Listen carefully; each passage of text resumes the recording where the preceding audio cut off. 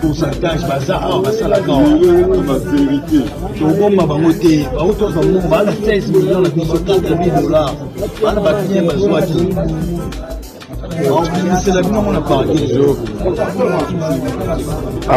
il faut tendre la vérité fana bango on a basala iPhone te bazuma iPhone ba olenga amboka amila masanga na biso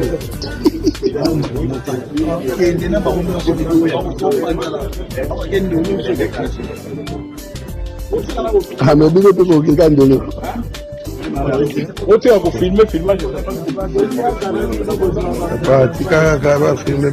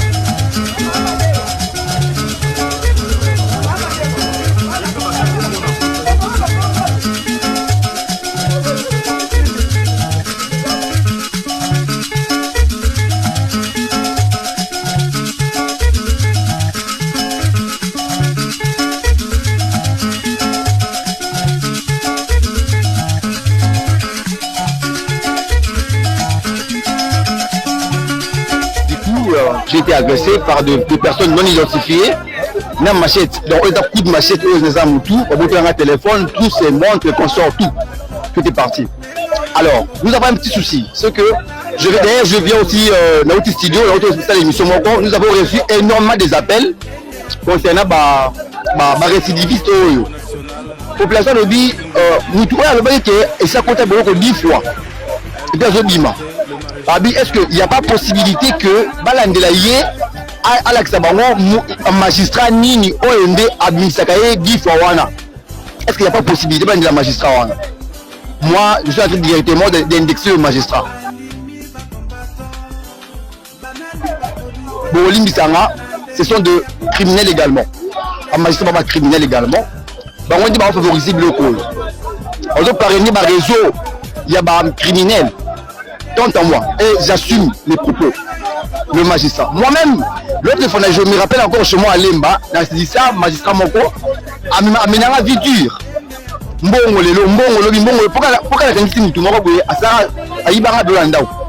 je me suis posé mieux une fois question à savoir. est-ce que ngai victime bayibinga biloko nyamisaka moto l'état n'est pas à soutenir nga donc nous avons été moutouana ayibaka déjà ça a donné wana donc va magistrat va pouvoir cahier s'il y a possibilité aujourd'hui moi je lance cet appel à les autorités compétentes s'il y a possibilité aujourd'hui qu'on pose 1001 fois question à moutouana à cause de 10 fois boloko wana et puis abimaka balandila magistrat ou abimisaka wana certainement ça fait mal et ça dérange la population alors question est dit abolition la peine de mort Nabakaol nous avons des victimes ici moi Nababomaki à moi si la mobile et consort ils sont ici avec nous en train de pleurer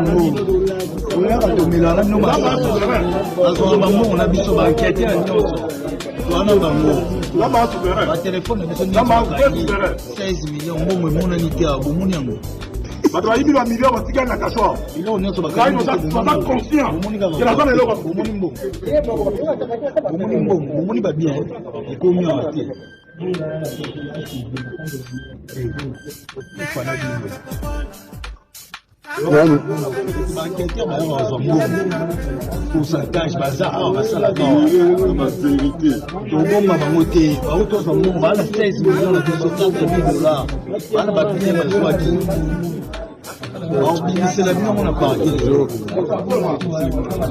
ah il faut tant de vérité hein fana bango le on a masala iPhone te bazwa iPhone ba olenga mboka amila masana na biso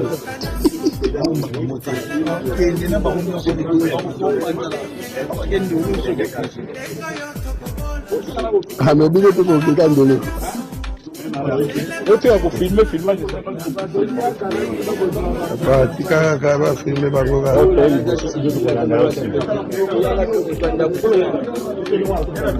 ya bestiki affection abi ya danger babi lelo eza somo toi maudit Bokechu tika olela Bokechu maya miso etondi awa kasi comprendre te peuple mobanda loba ndenge nini bolingi na loba ndenge nini bolingi na lela ndenge nini po bo comprendre ngai bozo comprendre ngai te yo criminel yo ko zata cacheur américain te yo tumba yo le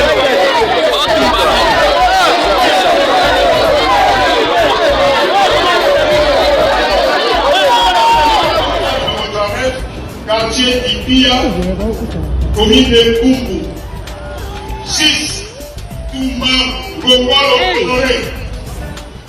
Domicile sur Tinel, 17e rue, quartier industriel, dans la commune de Limete. Okanda Inumbi Sam. Domicile sur l'avenue Lubaki.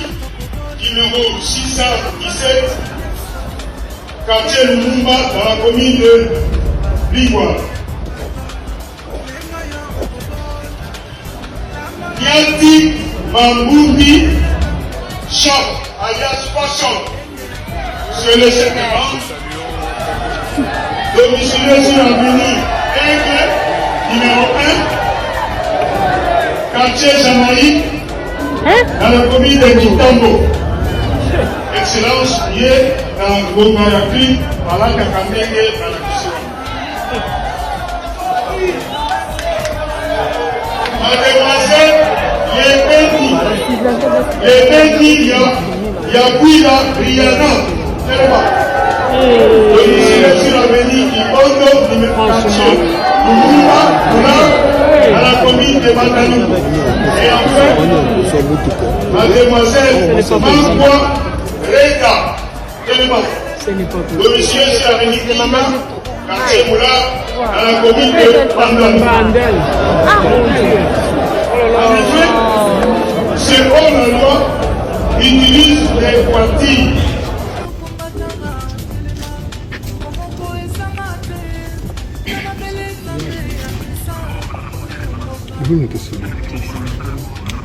Kombo la Christian.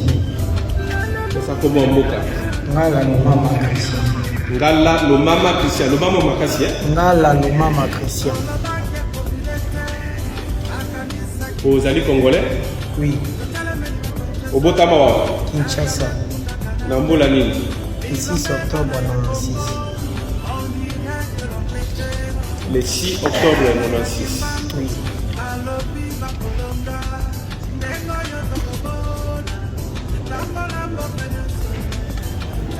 Ozali mwana ya Le mama Roger. Azana bombo. Oui. Mama Kombo? Belinda le mama. Azana bombo. Oui. Vous allez originaire à Bokani. Bokoro. Secteur Koutou. Territoire. Inango. Province. Maïlom. Au Sala, au Salani. Profession. Naïmba. Oui, Marawak. Un groupe Langamo. Sans profession. État civil. Célibataire. Vous allez célibataire. Bota. T. Au Vandagawapi. C'est ça, traditionnel. Bandal. L'avenue. Ukaka. Le numéro. 9. Quartier. Lumumba. La commune à Bandalungo.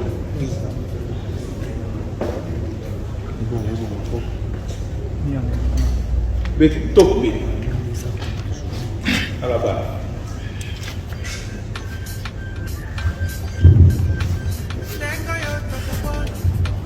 Comment on a un bocal?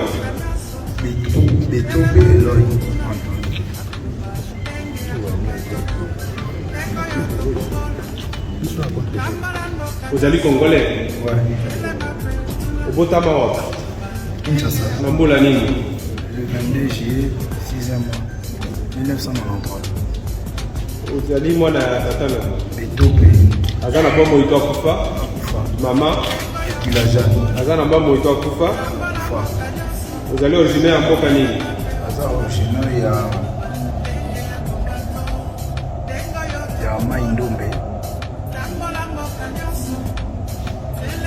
Secteur, territoire, province. Province yango wana Mai-Ndombe. C'est quand même la bourse pour la maman. Au Bosali. Parce que ça m'a comme belé na mutu.